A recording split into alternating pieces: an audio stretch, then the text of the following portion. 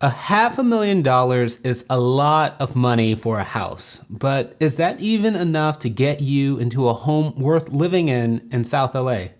Let's find out.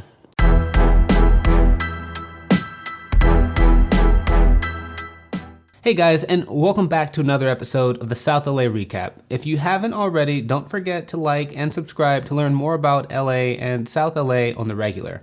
And also, a special thanks to all of you for helping me get this channel to 200 subscribers.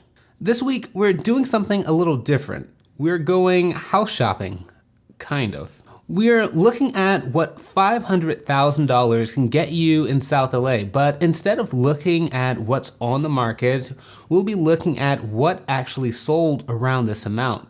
Looking at what has sold this past month, I found that in South LA, you can get a nice home if you're willing to be flexible. Location, amenities, and yard space are all things that you'll need to bend on.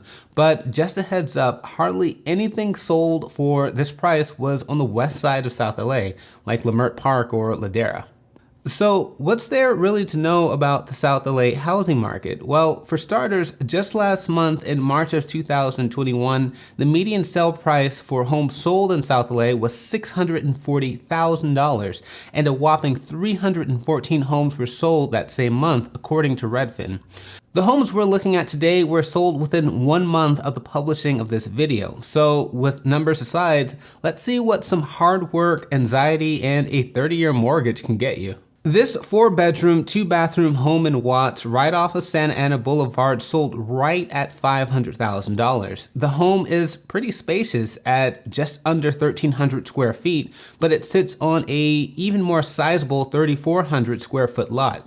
In true east side of South LA fashion, this home is equipped with an iron fence and a freshly paved concrete driveway that has taken up most of the usable yard space. If that isn't enough space for you to park your car, this home has a unique garage built on the front of the house. Look, it's peculiar but functional. Inside, the home appears to have been remodeled in the late 90s, but it is oddly spacious, especially since it looks pretty narrow at first glance from the outside. The listing mentions a fresh exterior coating of paint and upgraded electrical and plumbing.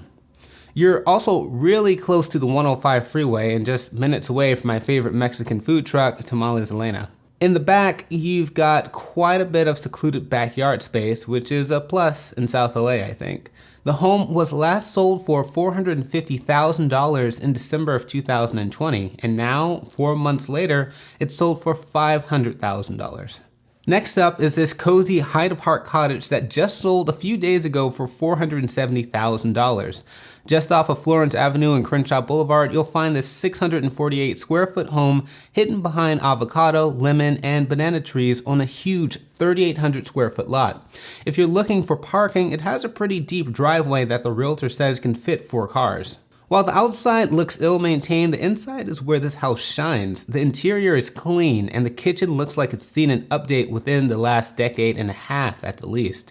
The bedrooms are pretty cramped, but 3 separate spaces is still pretty rare in most of South LA, especially for a house this size. While this home isn't close to any freeways, it's really close to amenities that Inglewood and Culver City have to offer. It's not far from the Ladera Shopping Center, the Fox Hills Mall, or even downtown Inglewood for that matter. And it's nice being near a healthy selection of grocery stores too. This home last sold for $136,000 in August of 2000, and now almost 21 years later sold for $470,000. Now, if you're tired of people looking at your home and judging you for it, then you just missed out on this $490,000 private estate. Measuring in at a massive 1,336 square feet, this secluded home sits on a 2,900 square foot lot right on Main Street, just south of El Segundo. At first glance, you'll note the really high fence. Inside the gate is a modest front yard and a cozy porch. And inside the actual house, you'll find 3 bedrooms and 2 bathrooms. Again, like the other 2 places, this home has a refreshed kitchen and a clean looking interior. At the rear of the home is, well, I don't know what they were trying to do, but if I were to make a guess, they were likely trying to make a bomb shelter to add to the seclusion, but probably ran out of funds. This home, besides the enclosure, is probably one of my favorite homes only because of its proximity to the 110 freeway. That's a straight shot to USC and a merge away from the 105 freeway. This home sold for $360,000 in 2017, and now, nearly 4 years later, it sold for $490,000. That's it for this episode of the South LA Recap.